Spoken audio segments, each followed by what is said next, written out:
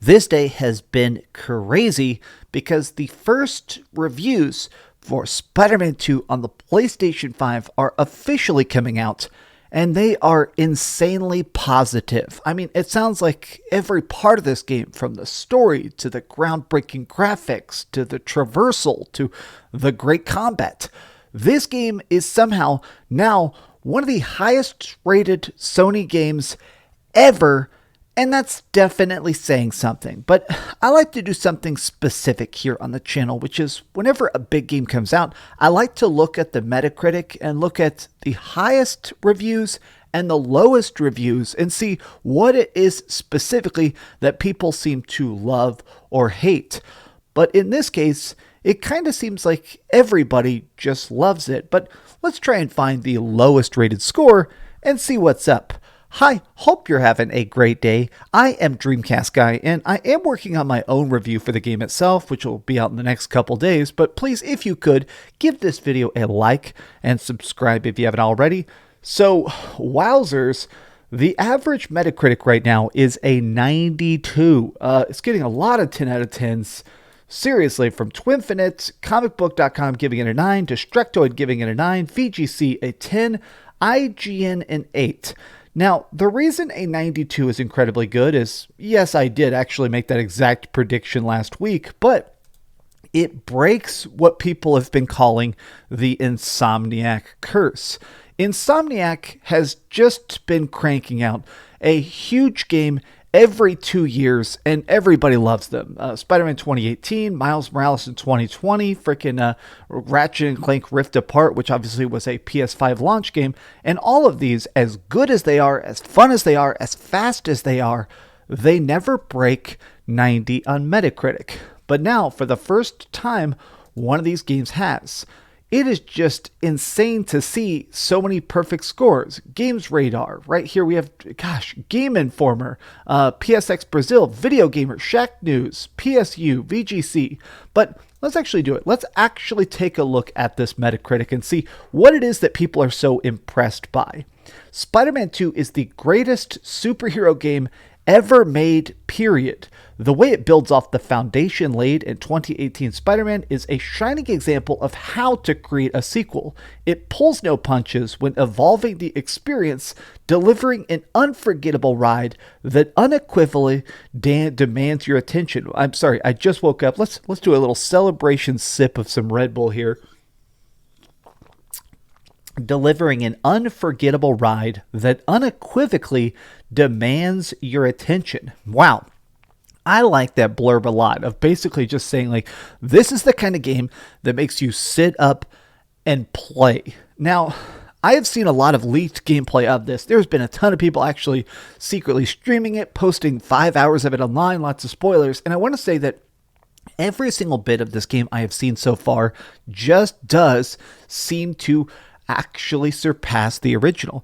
Getting a chance to play as both Miles Morales and Peter Parker in the same game, battling against multiple enemies at once, the fact that you actually get to go against Sandman and freaking Venom and Kraven the Hunter. I mean, this game is so packed, but I thought this was interesting. Gene Park is one of the people that sounded slightly more negative. Spider-Man 2 is the most fun superhero game ever, and in gameplay, it renders the first two games as obsolete. The story is great and well performed, despite the fact that it will mine emotional depths very familiar to any Spidey fan. So, this is kind of what people have expected since they're doing the black suit Spider-Man story.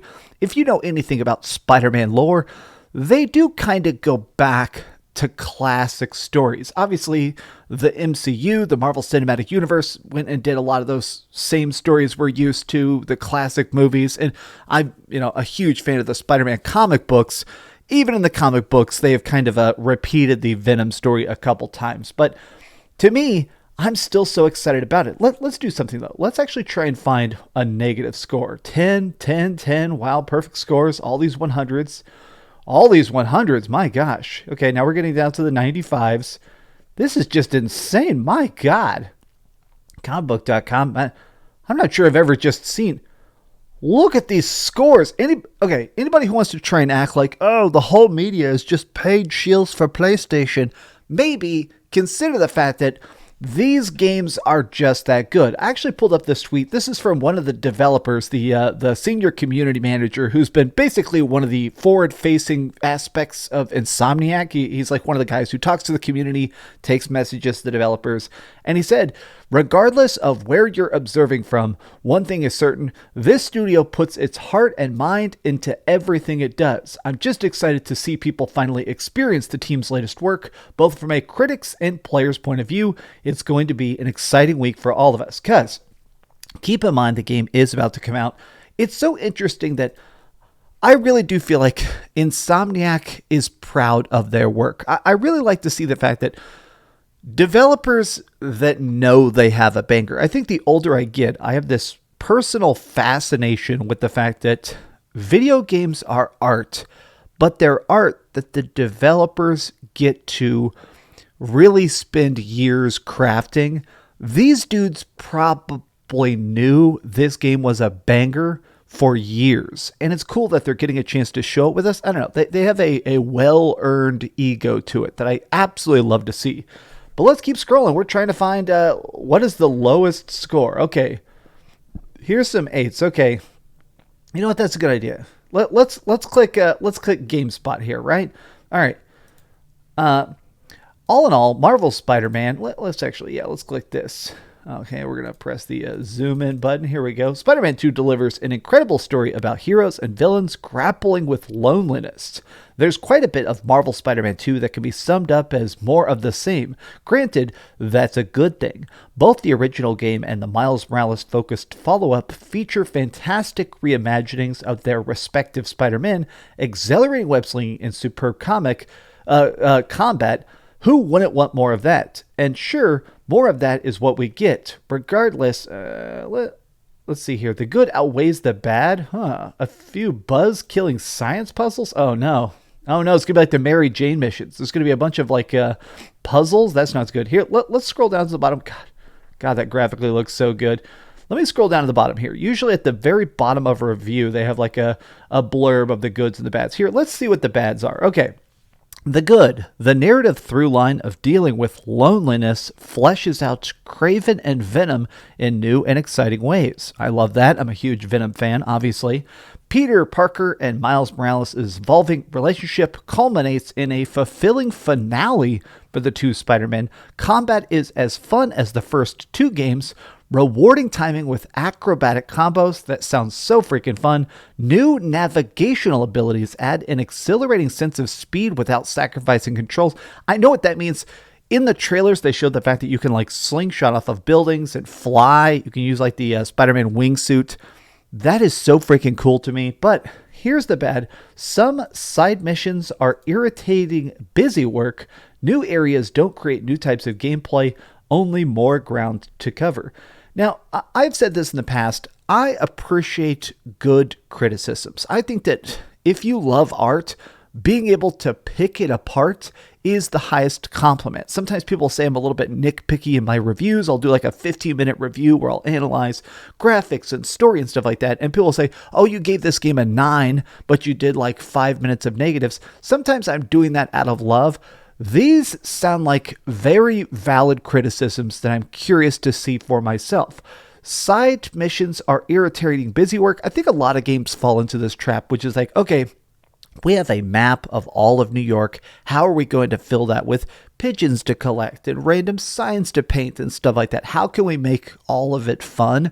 You're going to fall short. It is difficult to make, 80 different side quests and little objectives and pins on the map not feel like busy work, when on paper, objectively, that's what it is. It is basically supposed to be busy work. But here's the other thing. New areas don't create new types of gameplay, only more ground to cover. I guess that is interesting as well, which is that they did expand New York, but they didn't put in different kinds of territories. You're not really getting a chance to explore completely new environments. It is still just Peter Parker and Miles Morales in the greater New York City.